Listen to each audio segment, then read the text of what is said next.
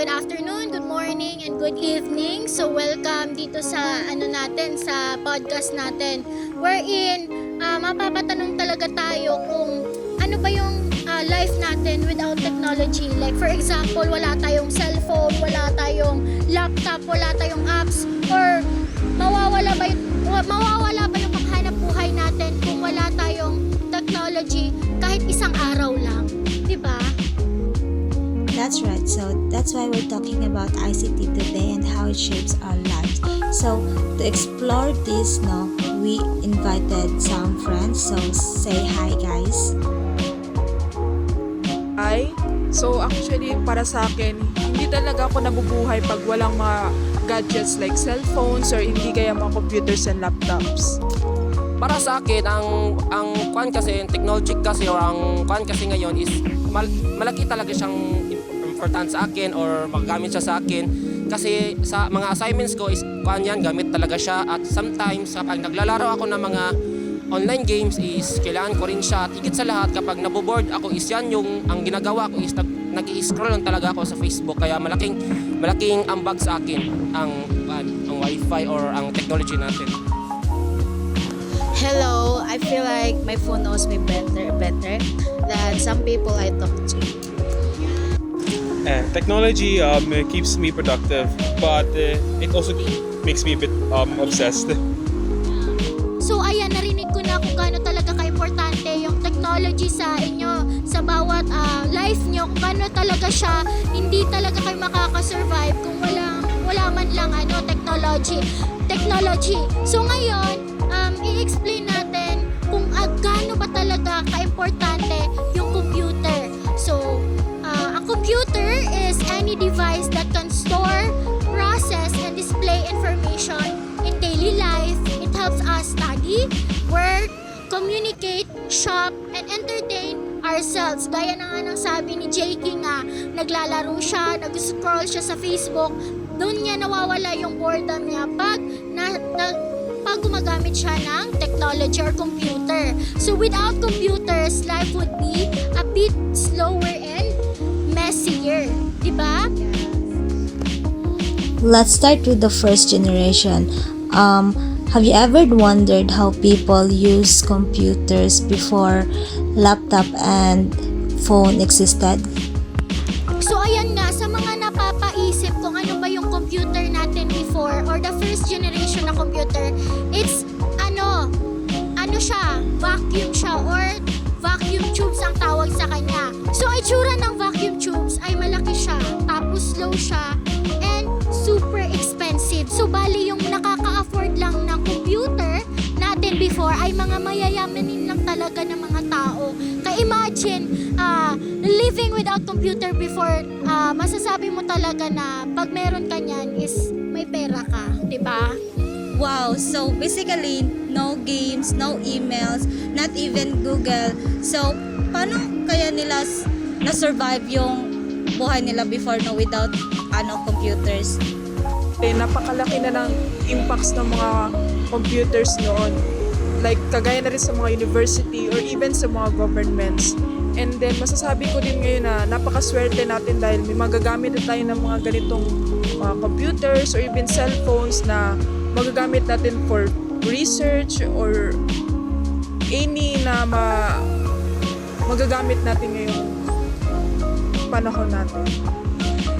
So totoo talaga yung sinabi mo, Charlene, no? So ngayon, dako na naman tayo sa second generation. JK, ano kaya mga nagbago sa second generation na computer sa atin? Second generation kasi, gumagamit na sila ng transistors at mapalaki man o mapaliit, pero mas reliable po siya, pero hindi ibig sabihin po na pwede mo na siyang madadala kahit na saan pong lugar na pupuntahan mo. So sa second generation, bali mas friendly na siya, mas convenient na siya kaysa sa first generation, pero at the same time hindi mo pa rin siya madadala sa bahay kasi malaki nga pa rin siya, and mabigat and super expensive nga pa rin, di ba? Interesting talaga, di ba? So now let's proceed naman sa third generation. So Vin, ano ba talaga yung third generation na computer natin before? Yung third generation computers, meron silang integrated circuits, meaning multitasking is possible at mas accessible na sila. For me, sa opinion ko, this is the first step to real efficiency. Pwede na ako mag-communicate, mag-gumawa ng homework at videos at the same time. So makes sense naman talaga yung third generation. Now let's proceed naman sa fourth generation, which is kay Faith, di ba? Fourth generation computers had microprocessors which brought personal computers to homes, schools, and offices. Honestly, I can't imagine studying or working without my laptop. It changed how we organize tasks, schedules our day, and even socialize online. Well, Faith, masasabi ko, kahit ako naman, hindi ko talaga kaya magawa yung mga assignment ko or mga trabaho ko na walang laptop or cellphone. So ngayon, proceed naman tayo sa fifth generation. Yel, ano kaya yung impact sa atin sa fifth generation, di ba? So the fifth generation computers, which is today, it include AI and any smart devices. So now phones can predict kung ano yung mga kailangan natin, like calendars, alarm. Unlike before, mahirap kumuha ng any information, even mag-search man lang. So it's really amazing, no, sa ngayon, kasi mas napapadali yung mga ginagawa natin. Exactly. Pero napaisip pa kayo na what if yung technology or ang technology kaya ngayon is nagko-control na sa atin in some ways, instead na tulungan lang tayo or i-assist lang tayo? Napaisip ba kayo na what if ganun yung ginagawa natin or ganun ang ginagawa ng technology sa atin, kinokontrol na tayo instead na tinutulungan lang tayo? Napaisip ba kayo kung nagagawa ba ng technology yan sa atin ngayon? Exactly. Kasi every time nag-wake up ako in the morning, kina-check ko yung aking cellphone, which sets the mood for me throughout the whole day. Same din sa akin. Kahit na alam ko naman na wala akong ginagawa, kahit na hindi ko kailangan yung cellphone ko, is minsan mapapatanong ako sa sarili ko na bakit pa kailangan ko i-on yung CP ko nga wala naman akong chinachat. Minsan napapaisip ako na ganito na ba talaga ako or nakokontrol lang talaga ako ng mga technology ngayon. My advice is use technology intentionally and wag niyong i-take advantage yung paggamit ng mga computers or technology sa mga bagay na hindi naman dapat. And also, bawasan natin yung screen time natin para hindi maapektuhan yung emotion and mental natin. And always remember, guys, computers are tools. They should help you organize, learn, and grow, and not replace human connection or personal effort. Exactly. Like what I said kanina, na use technology intentionally at huwag natin hayaan na yung technology or computers na yung kumontrol sa atin.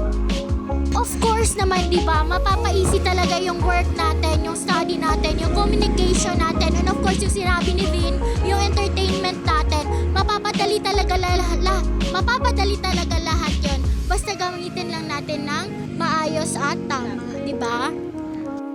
So, sa masasabi ko lang na yung kakasabi nga ni Faith na minsan daw yung technology is parang nakaka-stress daw or stressful daw, yung marirecommend ko lang talaga is of course, take break, lessen yung screen time natin, and of course, mas i-enjoy nyo yung face-to-face communication sa mga friends nyo, sa bawat tao na nakakasalamuhan nyo. And make sure na ang technology is nagko-complement sa buhay nyo or sa lifestyle nyo, hindi pinapalitan kung ano ka or kinokontrol ka dapat. Hindi dapat yun. Thanks for listening. Stay mindful, stay balanced, and let the technology serve your life.